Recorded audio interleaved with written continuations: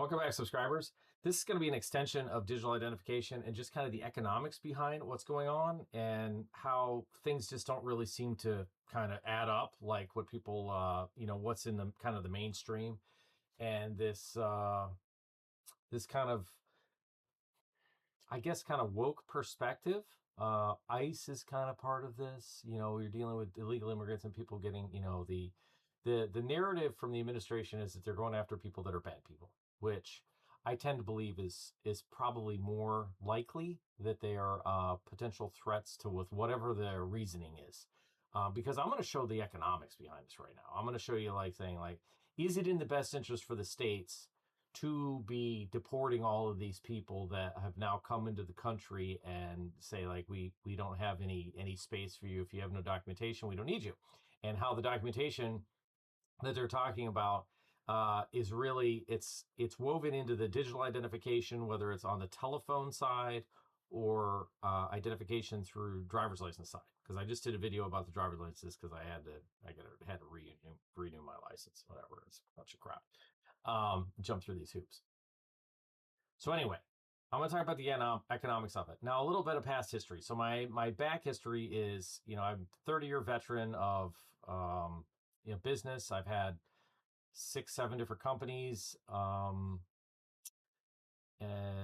primarily in the building industry, one way, shape, or form or another, whether it was building new houses, remodeling houses, anyway, dealing with a significant amount of immigrant or illegal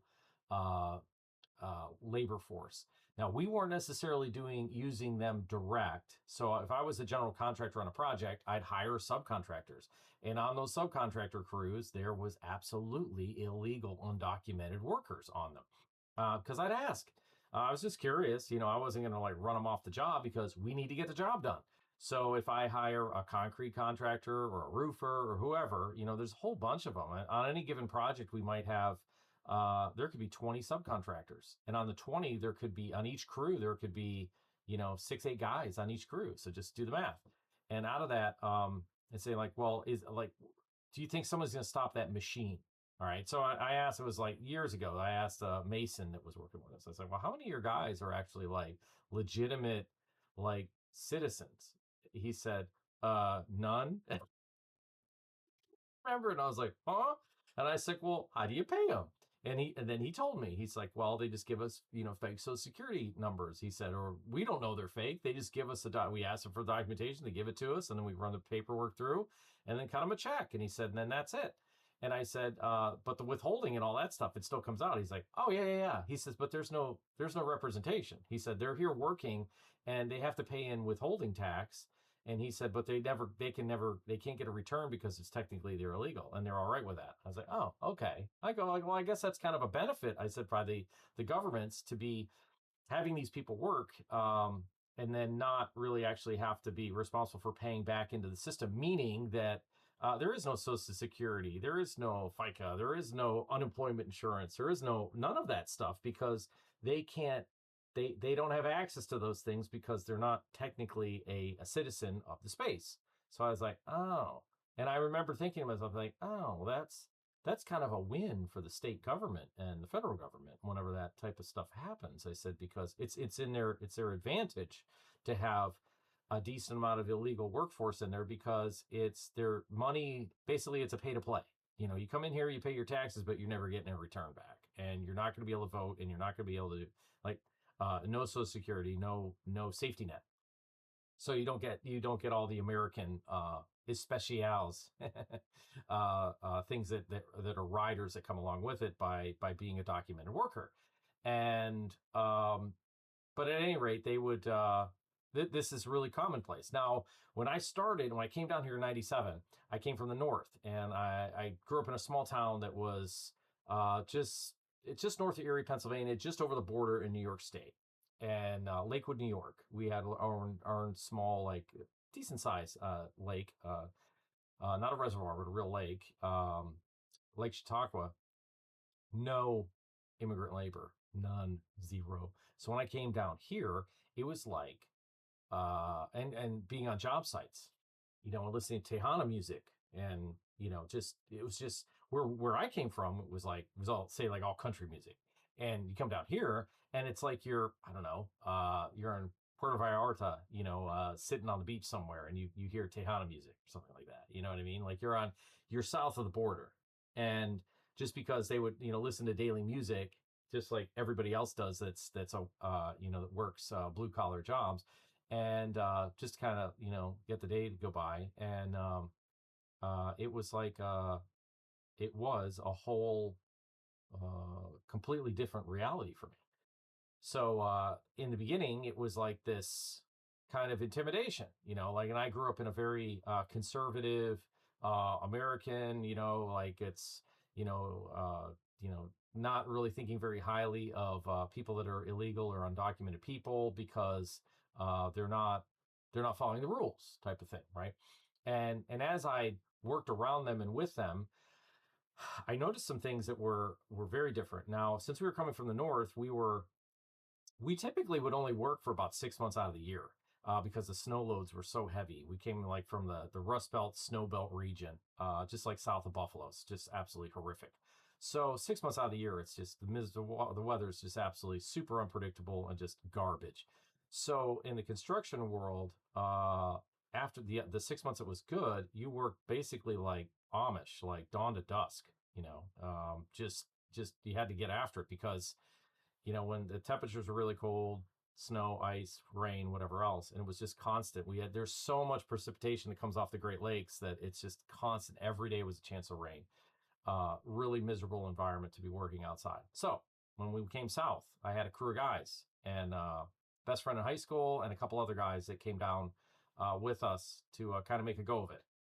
And we just worked like dogs, because we're just like so excited to be like able to work. That's really what our driver was. So like somebody that has, like, I call like Yankee mentality, somebody that's like, say, north of like Virginia north, opposed to the southern mentality is in the south. It never stops. There's 365 days a year. It's the same work every day in the construction industry. No breaks for anything. And North Carolina is a right to work state, so there's no unions, nothing. So it's just like, you want to work a holiday? Great. You're not getting paid anymore, but you can work. Great. Work, work, work, work, work. So it's plenty of work. And what I know, so we were going like hell, right? And we're around these other crews, and the first project that we were on was this really large commercial. It was a condominium that had maybe 25 units on it, 3 stories high. Maybe it was more than 20. That's probably 25 units. Condo. At any rate, we were contracted. I got the contract to just do the decks on it. So we're just doing these little small, like 10 by 10 or 12 by 12 decks on all of these up, 3 stories high. Excuse me. And around us were the other framing crews. And they're all Hispanic. The huge building. I think it was like 50,000 square feet of heated space. That sounds about right. Really big. Anyway, they just worked. Didn't matter what, it was 100 degrees outside. They just work all day. We would show up to try to beat the heat at like 6 o'clock in the morning, and we would usually quit around 3, and they would just keep going. They would show up like, say, 7 o'clock, and they would just keep working and working and working and working. And they work until dark, like every day. And we're like wrung out. Like, it's just a crew of gringos, we're Yankees and we're hardworking guys, but we just started to notice, I'm like, gosh, they're like kind of built different. They could seem to kind of handle this a lot better. Like they're one of the times, we were up kind of high, and we were up kind of near the roof. We're like on the 3rd story of this project. And I remember my partner, my best friend, Mike, he says to me, he goes, look what he's wearing. We're like half naked. I mean, we got like shorts on, tool belt, no shirt on, like drenched. Like, it's terrible, brutal conditions, super hot, really humid here. And he's like, look what he's wearing. He's showing, like, pointing up to this guy that's like near us, but like up the roof. And he was wearing a t-shirt and a flannel shirt, and on the roof. And we're dying, like kind of in a shaded kind of area that wasn't like direct sunlight. And he's up full sun exposure, and it's in the 90s, I remember when we started, it was May, and we had 95 degrees in May, which is, it's like not normal here. It does happen, but it was an exceptionally warm spring here for sure, and in the Raleigh area, and he didn't have any sweat on him. It's like it was almost like it was like a reality glitch. I'm like looking at him like, how could that be possible? Like, what in the world? Like, huh? So anyway, we took notice of that and noticed that that seemed to be kind of the norm, that they were just able, was it? And in my mind, I'm thinking like, is it motivation? Is it because that they're coming from an area that is like really held down and they're just happy to work? Or maybe they're just like kind of built differently. They come from South and it's just like they're kind of used to the heat and da, da, da. And I'm like, yeah, but from the physical, biological perspective of a human body, I'm like, that doesn't make any sense. Like, how can this be? So anyway, we just kind of tucked it away, and then just continued to keep working as the years went by, and seeing more and more and more like this was like common behavior. Concrete guys that work, like I said, like dawn to dusk every single day, every single day. Now they weren't like jacked guys. They don't put on a lot of muscle, but I'm talking anybody that is like south of US of A. If you talk like Mexico South, and it's just something that was different. Now, specific type ethnicities that we saw on the cruise, like I said, mostly all Hispanic, and they all kind of had the same relative work ethic, just like badasses. Like you're like, dude, like these guys are like, you listen to country music and like these guys are killing it. They're like dawn to dusk, like after it.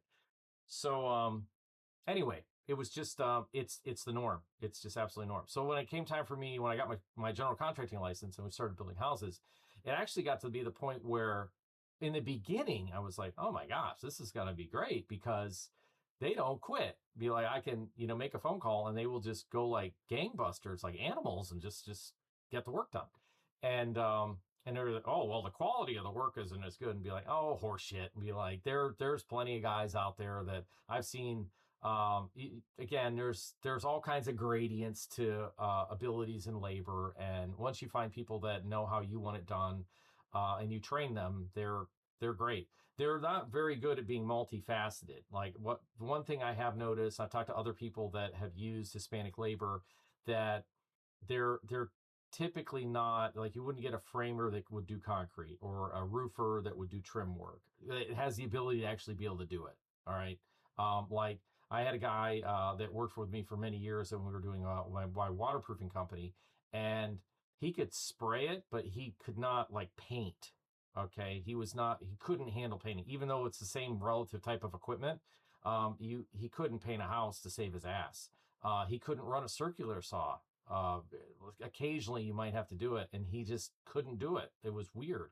Um, Measuring and pencil, just doing like regular carpentry type stuff.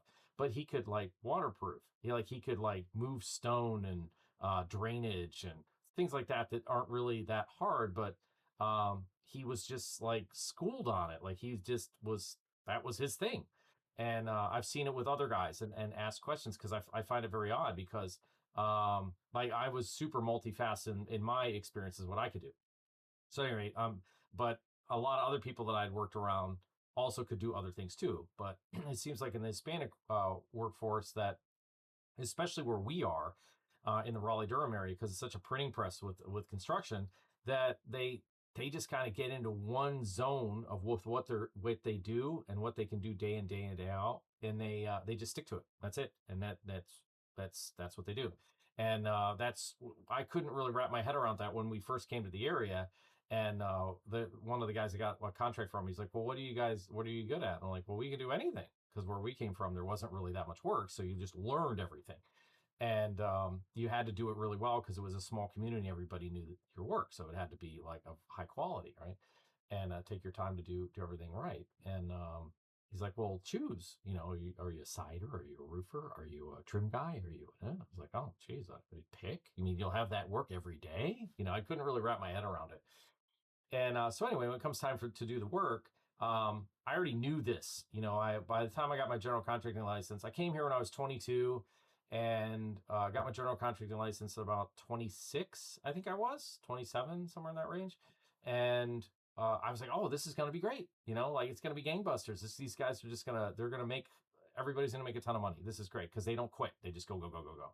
It actually became a detriment because they work 7 days a week, and like dawn to dusk, and they would outwork themselves. They outwork the job.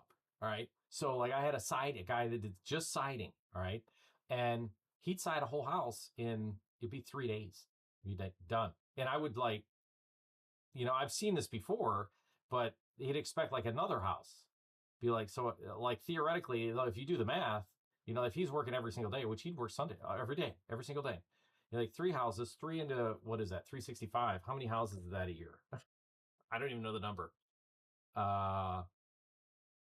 Divided by, that's 121 houses.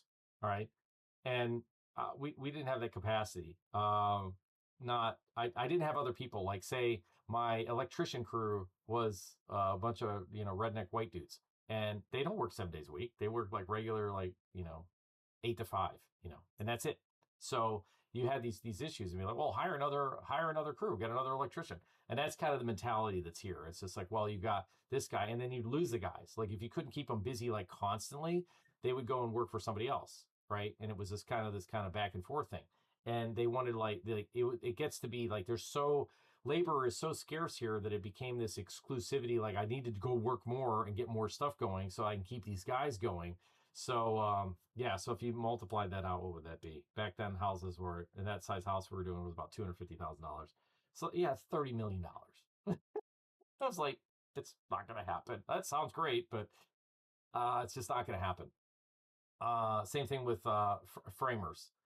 Everybody that we had on the crew, I had the plumbers, electricians, and heating and air conditioning contractors were usually owned by some, white dude, and had uh, various types of crews. It was like more of the skilled labor was kind of away from the I would say that the documented workers were in the skilled labor forces, semi-skilled, skilled labor stuff, like the mechanicals that would go into houses.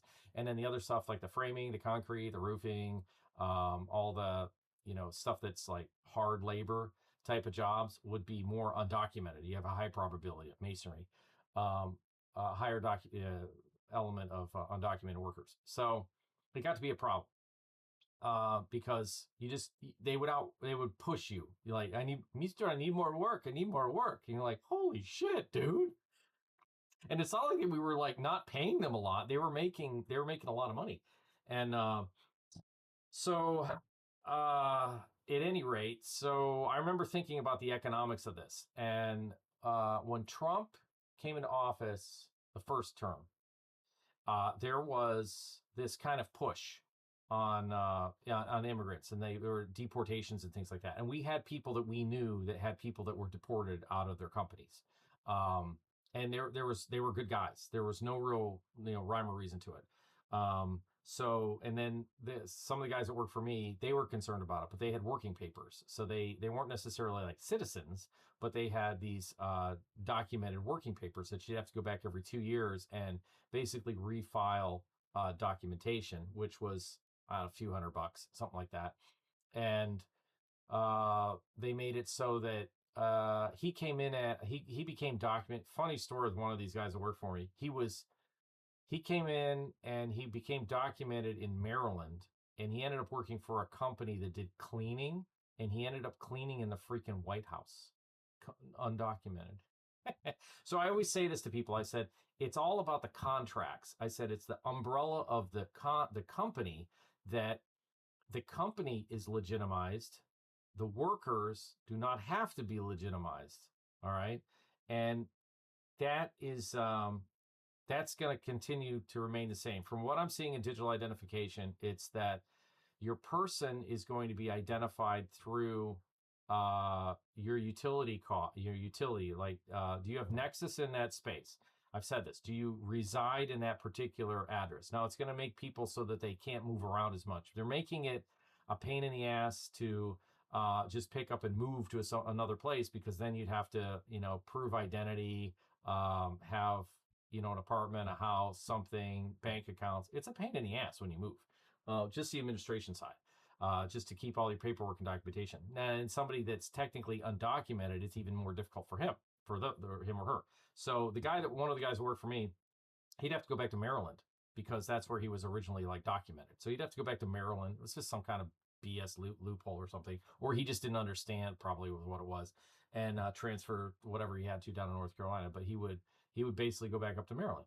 The guy that worked in the White House, and he waterproofed. He was like he cleaned, and then he was good at cleaning and waterproofing. That was kind of his two things. But yeah, so uh, I started looking at the economics behind this.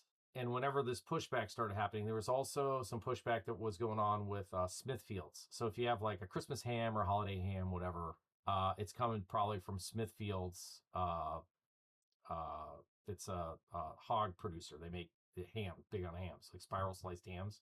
So that's Smithfields. High probability it's coming from Smithfields. That's North Carolina. And it is like a mega haven for undocumented workers, to the point where we had heard news stories and also through the grapevine. I just in asking, just because you pass people and ask them like, well, how the hell does this work?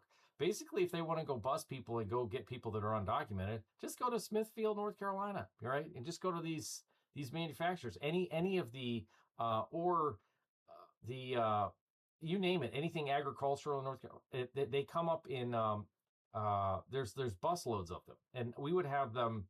We learned about this because our property behind our property used to be all farmland. Now it's just houses right now. They're adding onto the subdivision. I think it's like 250 houses that they put in.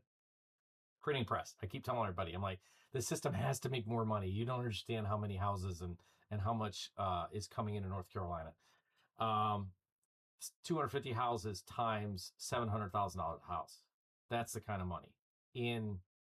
It'll be done probably in 2 years. Okay, just right behind my house. But anyway, it used to be farmland, and they bring in these immigrants, and it'd be like busloads of immigrants. And I had young children, and I didn't really understand what was going on, and just kind of keep my kids safe, and because they're you don't know who's on the bus, right? So they bring these people up, and the people that were like basically managing the fields, it was their property. They were leasing it to one of the farmers. And I was talking with him. I was like, well, how does this work? Like, where do you guys find these people? Like, and he said, oh, it's kind of like a national database. It's like inside the farmer network. And these immigrants, they come in and they start off in Florida. And as the seasons change, as things cool off into harvest season, they migrate up north. They keep going further north, as the seasons change, or it goes north to south. I think it's the opposite, and then the opposite way whenever it's planting season. And I said, huh? So yeah. He goes, they'll be here for like a week, and then they go to the next town, and the next town, It just kind of does this thing. And he said that's how the whole system works and has worked for a long, long time. And so I thought that that was interesting. I was like, so I would say, so the majority of the agricultural system would be like one farmer that is typically leasing or maybe owns the land, is leasing from somebody else, and then the basically using that farmer, that person, that business as a filtration mechanism to then take the commodities, the whatever, sweet potatoes, cotton, tobacco, whatever it is in your area, and then sell out in the open market, get the cash, and then turn the cash over to the immigrant. I'm like, and that strikes me. I'm like, this is like slavery. This is absolutely really no different than the old system, and then seeing it from that perspective, like, but they're just giving them, now they're giving them paper with printed shit on the paper. Like, this is terrible. But that's what these people did. They weren't happy to have a job. And I talked with these people. Well, my one of the guys that worked for me, Roberto, he was bilingual, so he could speak both of them, and he knew the world of those people, and would sometimes it cross his path, and I would ask like social questions, like, are they forced? Are they like what is they, he's like, no, they're very happy people, very, very happy. They're happy to work, that they have a job, that they come from an environment that doesn't have it, and they just want to work. They want to work. They want to work. And I was like, wow, that's amazing. So anyway, the economics behind this is that All right. So digital identification and then the telephones and everything else is that they need to have this. This has been around for a while about no more borders, right? They're talking about that. Now that gives somebody the idea in the mind that, well, this has to be uh, that they're getting rid of the United States or nation states or whatever else, and there's going to be no borders, and everybody's going to be like, no, no. It's the digital side is going to have no borders. That's what they mean, but they didn't tell you that because it's like they want to keep all that information so they can like have it for themselves. Because there's a huge advantage of this whenever you start learning this space. Okay, so why would that be the case? Why would it say like they're not going to deport everybody in the ICE thing and all this other crap? Be like, no, that's much crap because the economics, they can't do that. It's not going to happen because of the economics. Now I'm going to share a screen real quick and I'm going to show you I'll show you North Carolina's economics. So let's see. All right, so undocumented immigrants are an integral part of North Carolina's economy. An estimated population of 350,000 contributing significantly to the state's workforce, tax base, economic output, yada yada. While exact impact figures are difficult to determine, we can said probably a good estimate in the construction industry, which is huge in North Carolina, is probably about 50%. It might even be higher than that now because there is very, very few people that are not Hispanic that are out working in North Carolina. Okay. Tax contributions. Undocumented immigrants in North Carolina contribute to $692.2 million in state and local taxes. So, okay, be like, you're talking $700 million that if they deport everybody, you think North Carolina, the state of North Carolina, is going to allow that to happen? Tax breakdown. It includes between 170 million to 209 million in sales taxes and roughly 29 million, 36 million in property taxes annually. So you're allowed to buy a house and cars and everything else. They allow that to happen. So the state has like this gray zone where it's like, okay, well, yeah, we know that you're not like totally like here. That's what I was saying about like no taxation with representation. So it's like it's an advantage to be having these people here, right? And again, if we didn't have the immigrant labor in North Carolina, that's where like my mindset went 100% full circle once I understood of what the demand for all the work was here. I'm like, we need more people, bring them in, right? Economic impacts. Undocumented immigrants arrive as children, dreamers. It's interesting they put that. I think it's interesting. Contribute roughly to 1.6 billion annually to North Carolina economy. So because bring your families, bring all, come one, come all. This is great because it makes money. It makes money for the state. Industry resilient. Approximately 1 out of every 4 construction workers in North Carolina is it's at least half. I'm telling you, man. At any rate, so those are the numbers for North Carolina. And when I was talking about the DMV, I was like, people can go get licensed. I had guys that worked for me that I needed to have their licenses so they could, drive our corporate or company vehicles, and they have licenses. I'll be like, how the hell do you get a license and you're not a citizen? How is that possible? Again, this is the identification workaround. It's got nothing to do with it's that they're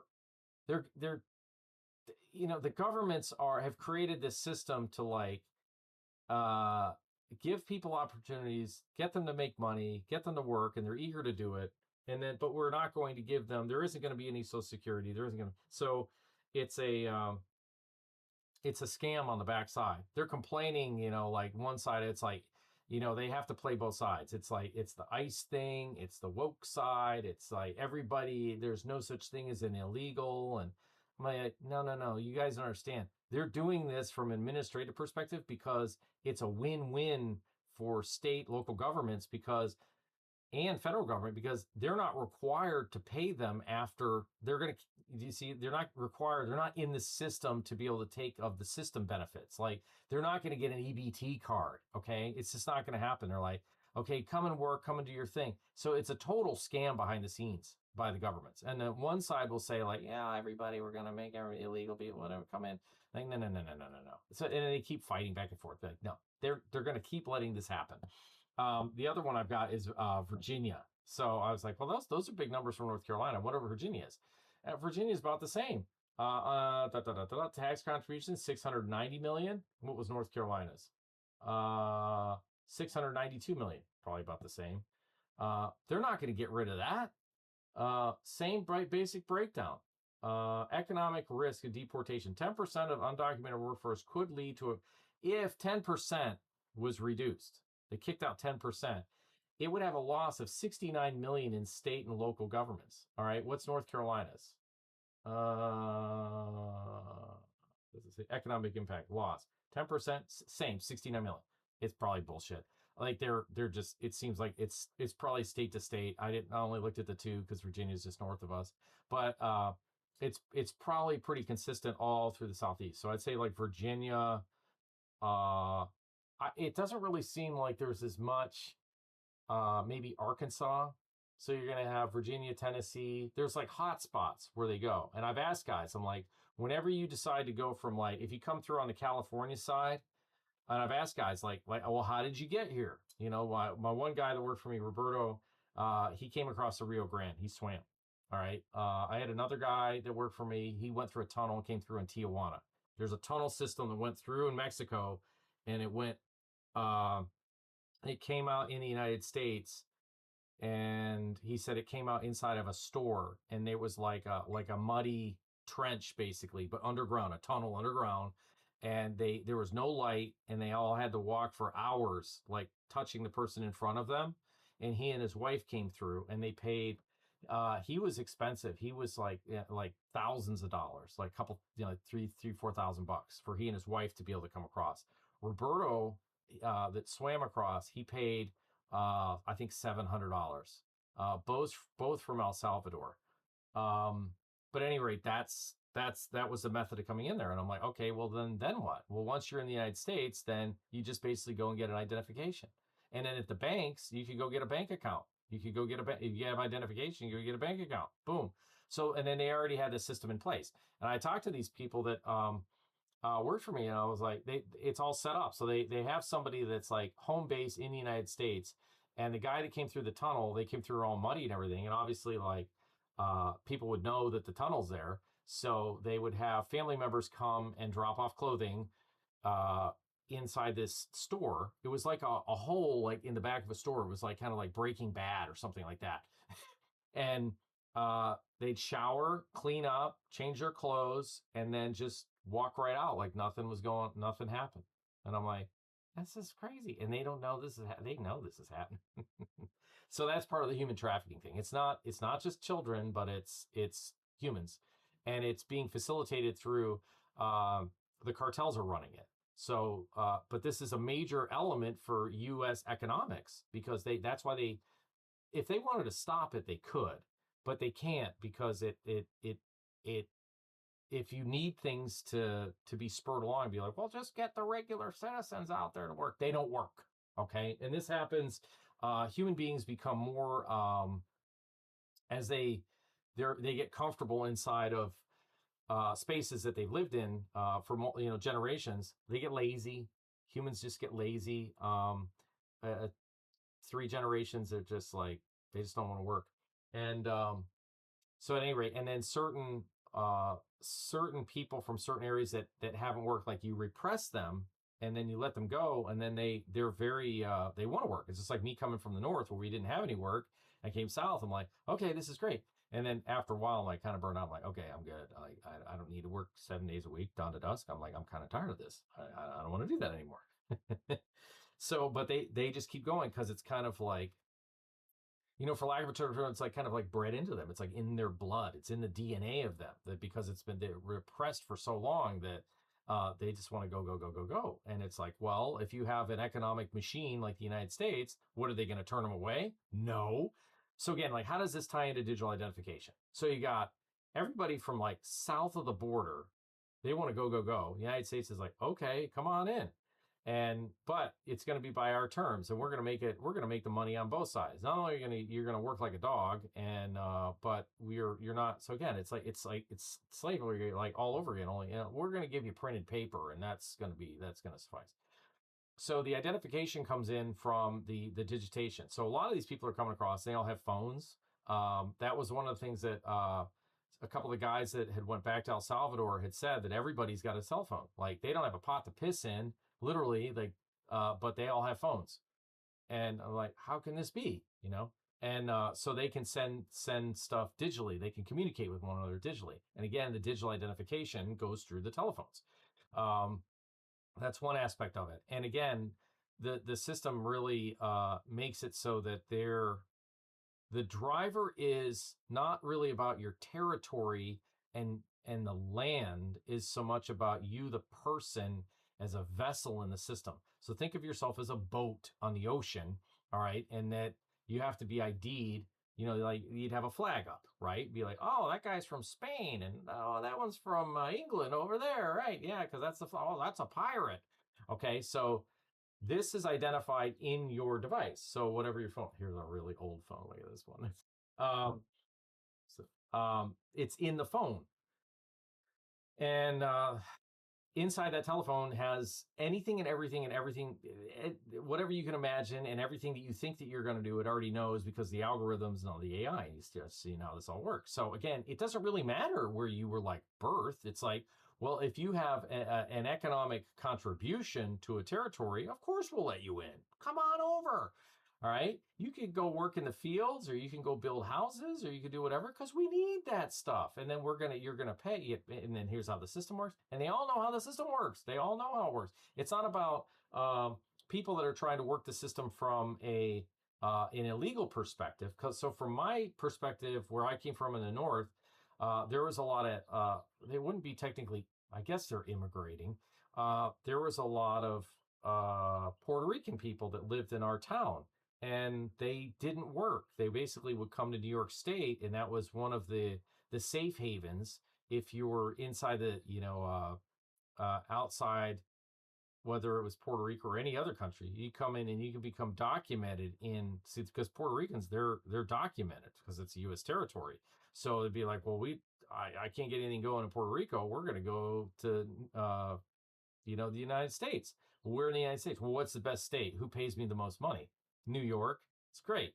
And somebody had seen billboards in Puerto Rico for Jamestown, New York.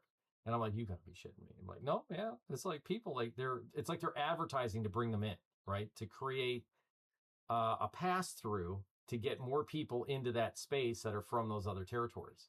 It's a huge scam. The whole government is just, and then the reason behind why they're doing this, again, comes back to the economics. The economics is like bringing them in. Again, you can either on the south side, so you have this dualistic nature. So on the south, you can bring people in that are super eager to work, all right, that are spurring and forcing the white guy or whoever that has access to the banks and to get money flowing and sell houses or whatever you're doing, and then manage the immigrants. It spurs a lot of money, gets a lot of money going. Okay, in the north, you have the inversion. You have less work, and you have people that are going to be like working the system and living on the system. So a state like New York, and that's how I can see this so well and how I learned it, is that we're going to have them work the system, all right, because they're able to work the system from that direction. And what does that mean? That means that everybody else that's inside of that's working, that's paying their taxes and doing everything they're supposed to, and then the others that are living on public assistance, the people that are legitimized, that are citizens doing everything, they're all citizens, but people that are working are going to pay more in taxation to pay those people. So it ends up being like, it's a wash. It doesn't matter if it's in the south or the north. It's like, it's the same relative economic system where you have like this circular thing that's going, that we're using the people in the north, and you're using them. You're using immigrants for whatever. The ones in the north aren't going to work, but the people that can pay for them will pay for them more money in taxes. Come to the south, less taxes, but the people work, but they don't get their money back in taxes and social services because they're not citizens. It's the same shit. So, and then ultimately, what does it do? Well, it makes the person in the north go to work more to pay more taxes. They have to work more. They have to work multiple jobs. All right. In the south, well, we have to work more to keep the jobs going because these guys work like dogs. They don't stop. So I'm like, either which way, you're working more. It's more work. So again, it's like it's the same relative story, only it's from a dualistic perspective. It's the inversion. Is the best way to look at this. And by seeing this, I'm like, so what's the solution to that? Right? Like, get rid of all of them? Like, no, because that's not on the table. What's on the table is Just identify who they are so that we can tax them, so that we can continue to keep taxing them and put them on a consumption tax so that the people that are consuming things will be, I wouldn't say penalized, but there'll be a liability for consumption. And so whenever they come into the country, if they make a bunch of money, say you're a roofer and you come up from El Salvador, make all this money, and they send it back down to El Salvador. Well, they want to stop that cross-border money transference to happen, but that's internationally. So because guys are coming to work and they make their money and then they'd send it back to Mexico, El Salvador, Honduras, Nicaragua, wherever they came from. Not a lot of Nicaraguans, but you get the picture. All right, well, on a digital system, if they're digitally identified in every single country, then whenever that money transfer happens, there's a taxation that would be occurring. And the person that has it, that's a capital gain for that particular territory, that it's going into. But you say, like, well, what's the workaround, Danny? Well, if they had a corporation and say there's a person that is in the corporation that's in North Carolina making money, and then the other person in the corporation is in El Salvador, all right? One company, two separate entities, no taxation. They're just trading money, like interbanking, if you will, inside of their little corporation, all right? And this is set up through digital technology. That's what this is. But if you do it person to person, that's a taxation event, okay? You get it? So that's the gold for today. So you can do the same thing with yourself in the United States, because these same elements, you say, like, well, okay, well, those people are illegal. Well, what about with like with me? Like, I do all my, be like, well, you can do the same thing. You can set yourself up and move into another jurisdiction that doesn't have the taxation. All right. And you could be doing the same thing that they're doing, only you're the one that's not leaving the United States. You're just doing business out of another jurisdiction. All right. So just because they're doing it doesn't mean that you can't do it. Do you see? Like, you just invert it. Again, it's the same rules. You're just applying it to your space. And that so it's a double-edged sword. There's positives and negatives. So you come into the digital system, and on the personal side, like, yes, there's going to be, I wouldn't say more force, but there's more stuff that you would have to be responsible for, depending upon what's on your personal balance sheet, things that you own, what you make, and so on. But if you could divert that and convert that into a corporation or trust, then things change. All right. And that's really where the benefit is. So if you do nothing and you sit on your ass, it's going to cost you.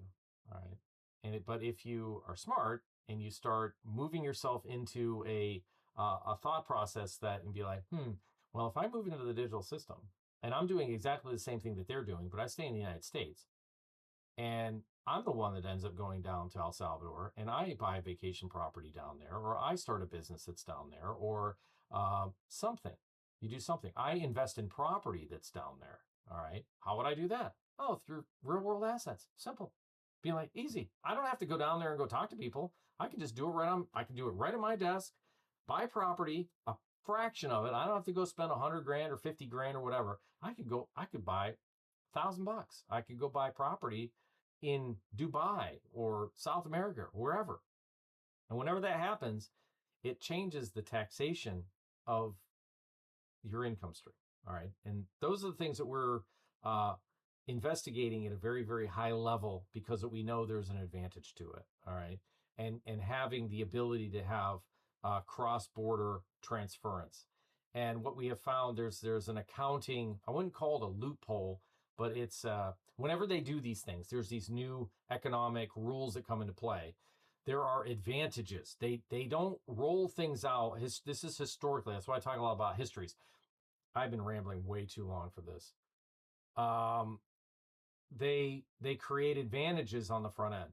And when those advantages come, you just have to pay attention. Be like, when something new comes in, and be like, where's the advantage? Just keep sniffing it out. And when you find the advantage, it's an incentive. It incentivizes you to move into the new thing.